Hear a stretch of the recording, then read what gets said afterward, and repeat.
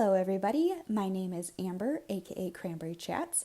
I am a 5th generation cranberry grower here on my family's cranberry marsh in west central Wisconsin. We grow all of our fruit for ocean spray to be processed, so that ocean spray juice that you love to enjoy, those cranberries could have come from our family's marsh. So I am here to show you guys a little bit about our harvest process. So let's jump right in. So first things first, cranberries do not grow in water. They actually grow in a very sandy, acidic soil. So as you can see here, I am standing in a bed full of cranberries and I am not in water. The only time cranberries are in water is during our harvest period, which takes place mid-September through the end of October. So as you can see, no boots, my feet are completely dry, and here is a closer look at the cranberry vines. So they are a low-running perennial plant. So that means they produce fruit year after year. You can see some of the buds on the tips of the vines. And if you were to walk out there, it'd be similar to walking on a lush shag carpet. Here's a look at cranberries in bloom in June and July. As you can see again, very lush green vines and foliage. Okay, so let's jump into harvest. Here, my husband Dan is standing on top of a bulkhead, which is on top of our water reservoir. So here he is holding some tongs, and he uses those tongs to pull boards out of this bulkhead. The more boards he pulls out of here, the more water that is allowed to flow from the reservoir through this tube into a flood ditch, which connects to all of our cranberry beds. So everything down here is gravity fed, so everything is kind of built at an angle. So the water will flow from the bulkhead to this ditch, and then everything from the ditch will flood into the cranberry beds, as you can kind of see here. So this is that same flood ditch that was connected to the ponds, and it just kind of loops its way through our property. So in total, we have 230 acres of just cranberries. And our harvest process takes usually about six weeks total to complete. So as you can see here, there are bulkheads connected to the ditch that flow straight into the beds, and you can kind of see cranberries floating out there already. So the bulkheads on this ditch allow the water to flow into the cranberry beds.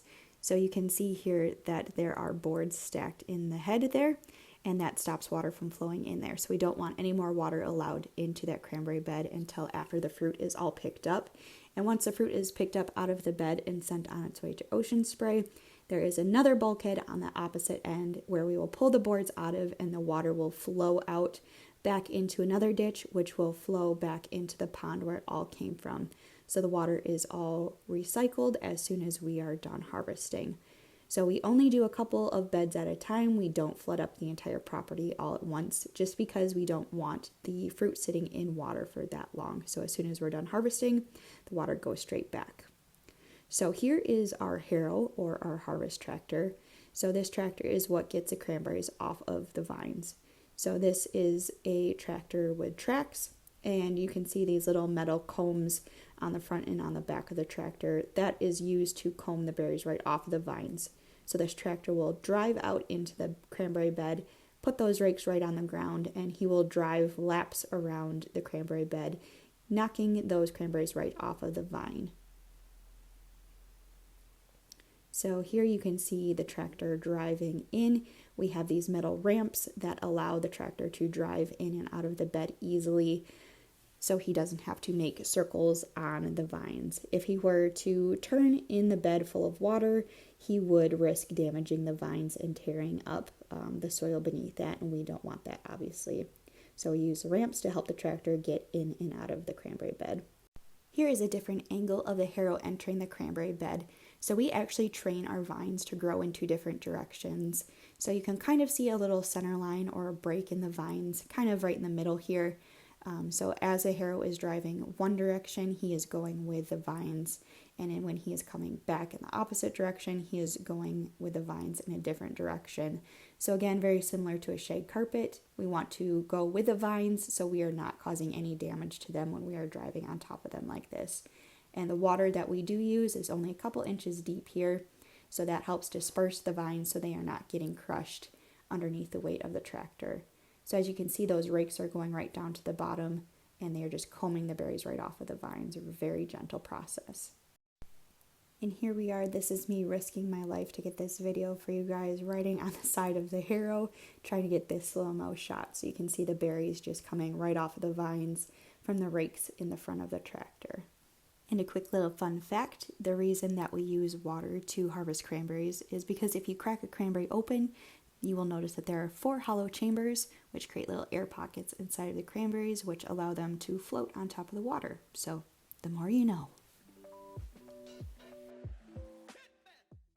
So this is my dad driving the harrow. This is his baby. This is his pride and joy. He loves driving the harrow every year. And this is my cousin moving the ramps for him. And moving the ramps is a very precise job, something that I am not particularly great at. If the ramps are off center just a little bit, or if they are placed too far down or too far up on the side of the bed here, and it's very easy for the harrow to kind of slip off of them, and he could tip over into the bed or into the ditch, which obviously we don't want either. So that is a very precise job, and one that I am glad I don't have. So kudos to you, Corey, for doing that so fast. Now that we have all of the cranberries off the vines and floating, we will go ahead and add even more water on top of that. So there's about 24 inches of water total once we have everything all set. And now it is time to start corralling the cranberries into one corner so it's easier for us to pick up.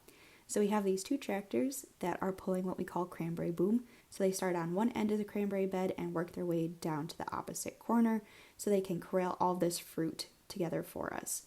As you can see, they have basically what are big hair dryers on the side of their tractors, and they place that dryer right down to the cranberries, and they just blow the cranberries away from the dam so that that cranberry boom can slide right in, and we make sure that we collect all the cranberries. So you can see the 2 tractors working together to corral all of that fruit. It's important that we add the extra water during this process so all those cranberries are floating up out of the vines. On the newer section of our marsh, we need help moving the water around, so we have this lift pump that we have hooked up to our tractor so the PTO helps flush the water from the ponds into the ditches a little bit faster. Otherwise, the process is still the same. The ditch is connected to the pond, and the ditches are all connected to the cranberry beds. So once we are done harvesting, we will take this pump and we will flush the water right back to where it came from again. Now let's get to the good part. This is our berry pump, which I'm driving here. So this is what sucks the berries from the water and puts them into the back of a semi-truck. So basically it's one big vacuum cleaner. So my job during harvest is to run and operate the berry pump. So I stand on top of that platform and I control how fast the RPM is on the berry pump and watch to make sure that the truck isn't getting overfilled. So here you can see that we have an arm out in the water with the cranberries, which is sucking the fruit up out of the water. The metal square is blasting water on top of the cranberries to help clean them from any leaves or sticks before they get sucked up and going into the back of the semi-trailer. The 2 water cannons that you see here are being used to help push the cranberries towards the suction and make the water flow a little bit faster. So here the yellow is the cranberry boom that I was mentioning earlier. We have that looped around a spool that makes it easier for us to pull the boom out of the water so we can keep corralling the berries tighter and tighter.